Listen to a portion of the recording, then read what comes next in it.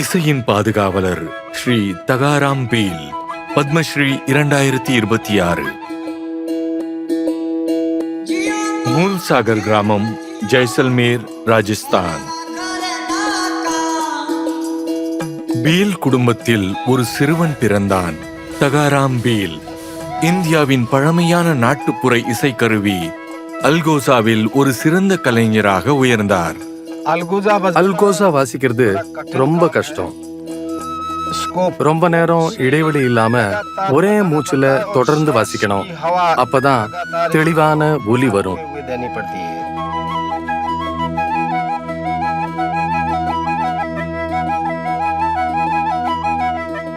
தகாராம் எளிய பின்னணியில் பிறந்தார். இதுதான் நான் பிறந்த வீடு. என் அப்பா அல்கோசா வாசிப்பாரு. அத நான் ரொம்ப சந்தோஷமா கேட்பேன். ஆடுகளை மேய்ச்சிக்கிட்டு இருந்த காலத்திலேயே நான் அல்கோசா கத்துக்க ஆரம்பிச்சேன். தினமும் பல மணி நேரம் முயற்சி செஞ்சதால என் திறமைய சிறப்பா வளர்க்க முடிஞ்சது. வாழ்க்கை கடினமாக இருந்த போதும் தகாராம் தைரியத்தை இழக்கவில்லை. அல்கோசாவை முழு ஈடுபாட்டுடன் இரவு பகல் பாராமல் பயிற்சி செய்து தனது திறமையை வளர்த்து கொண்டார். அவருக்கு 20 வயது இருக்கும்போது பிழைப்புக்காக கற்களை உடைக்க துவங்கினார். அப்போது ஒரு இசை நிகழ்ச்சியில் அவருக்கு வாசிக்க வாய்ப்பு கிடைத்தது. மெல்ல மெல்ல பல பகுதிகளில் வசிக்கும் மக்கள் அவரது அல்கோசாவின் இனிமையான இசையை கேட்க வரத் தொடங்கினர். வட அமெரிக்கா, ஐரோப்பா மற்றும் ஜப்பான் ஆகிய இடங்களில் இசை நிகழ்ச்சிகளை வழங்கினார். இதன் மூலம் இந்தியாவின் தொன்மையான நாட்டுப்புற இசைக்கு உலக அளவில் பெருமை கிடைத்தது.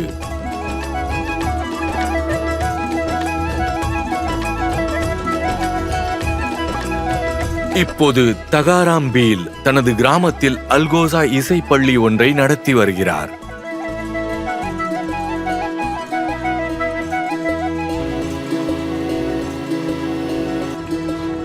தனது திறமையான கைகளால் அவர் அல்கோசா இசைக்கருவியையும் தானே உருவாக்குகிறார். இவ்வாறு தகாராம் பீல் இந்தியாவின் தொன்மையான இசை பாரம்பரியத்தை இன்று வரை பாதுகாத்து வருகிறார். இந்த தருணத்துல எல்லோருக்கும் ஒரு விஷயம் சொல்ல விரும்புறேன். வாழ்க்கை பயணத்துல எவ்வளவு தடைகள் இருந்தாலும் உங்க இலக்குல உறுதியா இருங்க. கடினமா உழைங்க. வெற்றி உங்க பக்கம்தான்.